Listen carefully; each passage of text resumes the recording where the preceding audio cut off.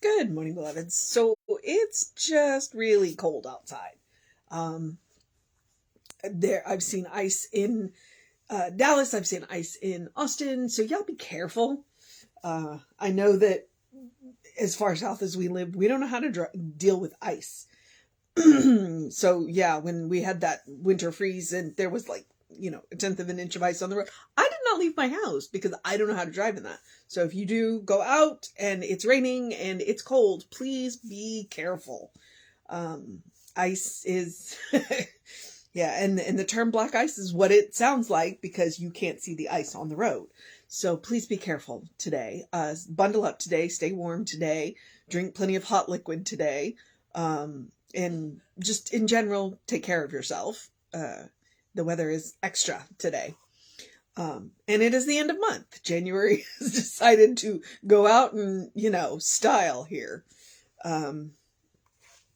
When I was watching all the weather, they was like, oh yeah, no, it's not going to get into the 30s. Yeah, it feels like 32 out there. So be careful and stay warm. Okay, it is January 31st. Our title for the last day of the month is Abundance. The first quote is, what things soever you desire, when ye pray, believe that ye receive them, and ye shall have them. That is Mark 11:24. The second quote is, I have abundance because I am abundance. All that the Father hath is mine. All that the Spirit hath is mine. Science of Mind, page 264. It was a quote, so sometimes gender neutraling things is interesting. You're torn. All right. My 17-year-old son, Frederick, understands and practices the principles of the law of prosperity more than most people I know. Whenever he needs money for anything, he just knows that the money will be there. God, he says, always provides for all my needs. That's it. A simple statement, but a profound understanding. He doesn't even have to talk himself into believing it. He just knows. For example, recently he wanted to enroll in a transformational workshop. The cost was $260. He immediately won a $25 prize in a contest, which reduced the amount of the money he needed to $235. The next day, he called the office of the group representing this workshop and asked if they had any scholarships available. They discovered they had one scholarship for $135 left over from the previous semester and were happy to award it to him. That left a balance of $100. That afternoon, a relative sent him a check for, you guessed it, $100. Woo. Fast work, God. Now the truth of me, the truth of you, and the truth of every person is that each of us is made in the image and likeness of God, and we are indeed the abundant children of an infinitely wealthy parent. Abundance is our birthright, and all we need to do is claim it. Know that you deserve every good thing. Believe that you deserve every good thing. Embody that you deserve every good thing, and it shall be done unto you as you believe. My income always exceeds my needs. Divine love is the source of my supply. My generosity with others ensures that I am well cared for. The truth of me is abundance. God is my abundance. I am eternally supported by the universe, and I rejoice. Thank you, God. So it's kind of that last paragraph where we all get into trouble. Know that you deserve every good thing. Believe that you deserve every good thing. Embody that you deserve every good thing. What does that mean? Know that you deserve every good thing. Well, why don't you deserve every good thing? Let's start with that question. And I don't have the answers for you. So these are the questions you want to ask. Why don't you believe, why don't you know that you deserve all the good things? Because you are a beloved child of God. You deserve all of the good things. Why don't you believe? Most likely because, all of the factors in our life, religion, society, culture, people that love us frequently tell us that we don't deserve, and then how do we embody that we deserve the good things? Well, that's an easy answer, but not an easy application. The easy answer is to be authentically yourself. The problem of that application is, do you know who your authentic self is? Which I'm going to go back to, that, you're a beloved child of God. because we have so many things pushed upon us by society, culture, religion, all of this, where it's like we got to peel back the layers of who we are. Well, the good news is we peel back the layers to figure out who we authentically are. Then we can learn to believe and we can learn to know. At the core of us is a good person. Absolutely every single person, the core of them is a good person because they are made by God, of God, for God. So the core of them is a good person. And then we've had all of this muck layered on us by the material world around us. And so when we want to embody that, we want to peel those layers back, which is oftentimes the point of spiritual practice. A whole lot of the spiritual practices are about getting to know who you are authentically. And I mean, we all know those people who are just, on the surface, really awful people. The core of them is still good. Now, just because the core of them is still good does not mean that you have to put yourself within reach of the surface of them. All right?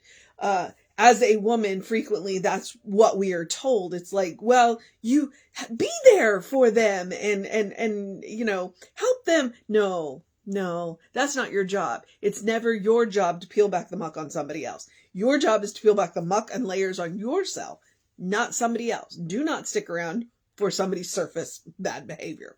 Okay? But do work on yourself. What is all of the nonsense that you have been told up to this point that makes it hard for you to know, to believe, and to embody the good that you are? That's why we teach the classes that we teach. We don't teach you what to believe. Science of Mind has never been about what to believe, other than, the core principle is you're good. The core of you is good. We teach you how to believe. We teach you how to dig through the muck of what you have been layered with, what you have been taught, to figure out what it is, who it is that you actually are. And we are not the only system doing this. There are a whole lot of religion, spiritual practices out there who can help you get to the core of you. All right. We don't claim to be the only game in town. We don't claim to be the best game in town. We claim to be a good game in town, but we've never claimed to be the only one. We certainly wouldn't. That's not the principle. One, Ernest Holmes said, you know what? I'm not, I didn't create this out of nothing. I didn't, it wasn't revealed to me. It was, I've read it in all of these books from all of these different faith traditions. And it's like, there's a good thing here. Let's work with what we've got. And that's the amazing thing about the example that Rainbow Johnson uses, and I don't know if I said that, the author today is Rainbow Johnson. The amazing thing about her example is, he didn't say, I need. He said, okay, this is what the requirement is, and I know that my needs are going to be met, and they came from a variety of different directions. He actively called and said, do you have any scholarships available? And when they said, yeah, we have $135, he's like, great, I'll take it. He didn't say that's not enough. He said, great, I'll take it. Because he had already gotten $25 from winning a prize. And then some relative randomly decided to send him $100. Maybe it was his birthday. You don't know. Maybe the relative heard that he had wanted to do this class, and said, well, I can't do the whole thing, but I can send you this. And a friend of mine actually did that, without realizing that that's what she was doing. She posted on Facebook that her daughter needed this one last class for something, and she didn't have the money. And a whole lot of people contacted her and said, well, how much? And then, a couple of people said, hey, well, how much do you need? And then they said, well, a lot of us said, because I was one of the people, a lot of us said, I can't cover the whole thing, but I can give you this. And she took us up on it. she took us up on it, and that's just it. Is a lot of the times, if we put a need out there, somebody can fill that need, but we don't know that you have the need. And maybe we can't fill the whole need, but we can fill some of that need. And she was grateful to accept it. I even told her I'd mail it to her. No, she showed up on my doorstep, and I was like, and I wrote her the check. I was like, here, I'm going to pay it forward, because I remember that summer that I needed that one class. And I called both my parents and said, I got to take this class. I need money. And they both sent me money, So that was me paying it forward for my parents, because I never paid my parents back for that. And it's so sometimes, like today, I was, on Facebook, and my friend said, I really want this book. And a couple of people made comments, and two of us responded by going, somebody said, I got you, which means she may have a source for the book. And then I responded because I happen to, if you need a book, try ABeBooks, ABeBooks.com. Because they're not a bookseller, but what they are is a website that connects you to used bookstores. They're fantastic. And I immediately, because I have a tab up, because I've got a cart that I need to pay for. I just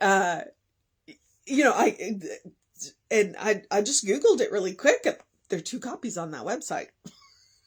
So I sent him a link. I was like, there are 2 copies on this website.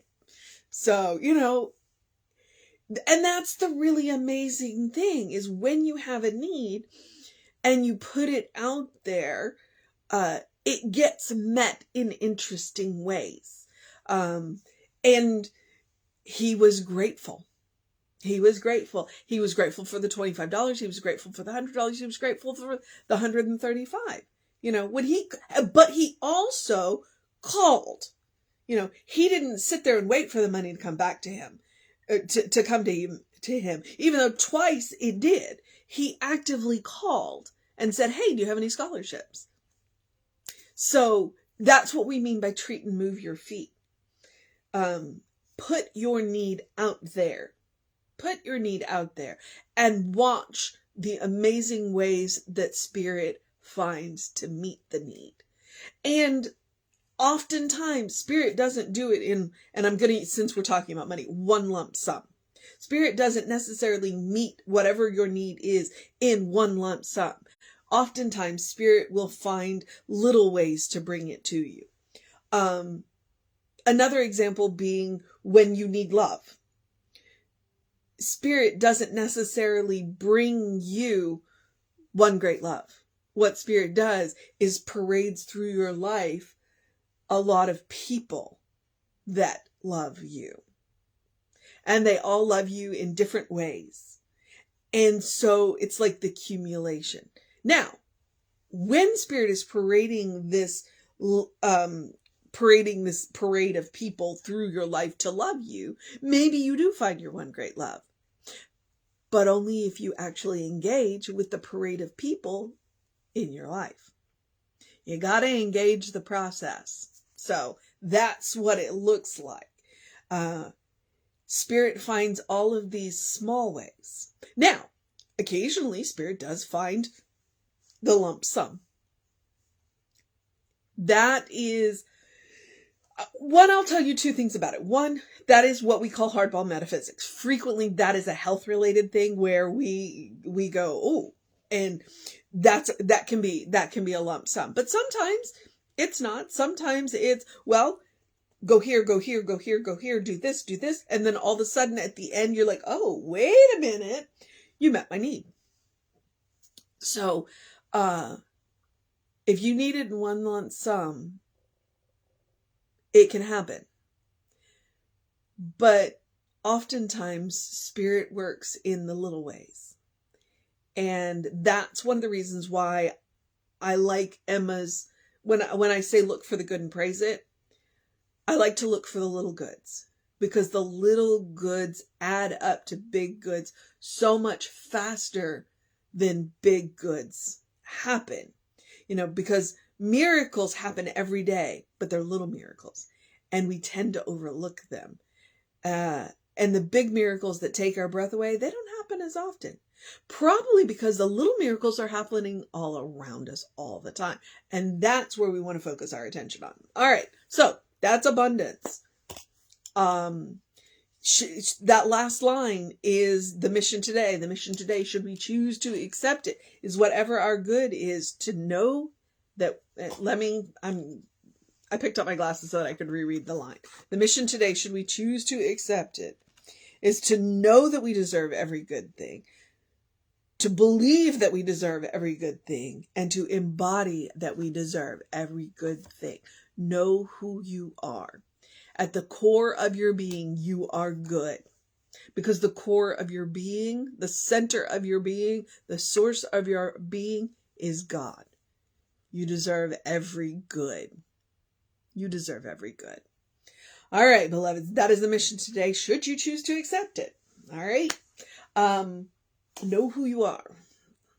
The other mission is the same mission that I give you every day, which is the spiritual practice of doing something loving for yourself, doing something kind for yourself, doing something compassionate for yourself. And one of the most compassionate things that we can do for ourselves is to clear the layers of muck off of ourselves, to get to the core of our being, to get to the center of our being, to get to the kernel of good. All right. And is one of the most loving things that we can do. It is about, looking around at all of the things that we've been told and weighing them against the truth of our being. And sometimes it's looking a fact in the face and seeing the truth behind it. So, but it also looks like taking a nap. It looks like taking a walk. It looks like taking a day off. It looks like taking a deep breath before we speak. It looks like self-care. And trust me, taking the layers of muck off of yourself, of what you've been told you are, who you have been told you are, that is one of the most self-caring things that you can do. Because as much as your parents love you, you are not who they told you you are. As much as your grandparents may love you, you are not who they told you that you are. Figure out, once you learn that, the rest of it's a little easier. And it gets easier with practice. So, where somebody can tell you who they think you are and you can look at them and go, nope. Would you like to get to know the real me? All right. So it also, it is mindfulness. It is about self-care, but it's also about joy. One of the other things that I like to say is eat dessert first, which I have finally figured out is a metaphor for don't save the good stuff. Your life is a special occasion. Treat it as such. All right? Treat it as such. Use the good china. Use the fancy glasses. Eat dessert first. Or, in the middle of the meal. Or after the meal. I don't know about you, but I'd rather have chocolate to linger in my mouth than sometimes what I eat for dinner. But, yes, practice on yourself. Practice on yourself. You are your own best test subject, immediate feedback, but it's also about creating a habit. It is about creating that first response.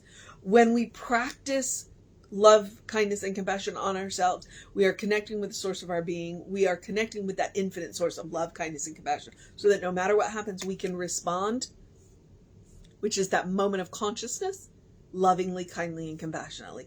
And there are a whole lot of people in the world that is a need we can absolutely meet just by being our authentic self. Then no matter what happens, we respond lovingly, kindly, and compassionately. And we don't increase the meanness in the world. We actually help take it down a notch. Now, when people have forgotten who they are, and you have responded lovingly and kindly and compassionately, you are also welcome to remove yourself from the situation. Always. Okay? I never advocate staying in a situation out of love, kindness, and compassion that is detrimental to you. It's not who I am, not what I preach, not what I practice. So, take care of yourselves. I encourage you to engage your mind and your body. It was almost freezing out there, but we still got out there and did that walk. And then I saw 2 cardinals, so that was good. That made me happy. Please drink plenty of water. It is cold, so, you know, if you want to drink warm liquid, I'm down for that, whatever that looks like, but please hydrate. Brain works better when it's hydrated. I do encourage you to get early in your day bright light. It's going to be Friday, I think, before we see the sun again here, so artificial light counts. Early in your day bright light helps to reset that hormone balance. It's called a circadian rhythm. And the more you can help manage that circadian rhythm, you'll have more energy during the day. You'll sleep better at night. It's science. You can look it up. All right. So I think I'm onto the social. Oh, no. In the words of Ernest Holmes, open the windows of your soul. Allow the breath of heaven to remain to you. You do live in heaven right here, right now. It's all around us, even when it's freezing outside. Because it's a state of mind. It's a state of consciousness. It absolutely is about peeling off those layers of muck. About who we have been told we are, to learn our authentic self, our true self, the inner kernel of good, the spirit within, which is good. Absolutely. We're all made from that same stuff. So when we learn that heaven is a state of mind and a state of consciousness, it ceases to be a place and can become any place. And the more we practice, it can become every place. It is absolutely a superpower.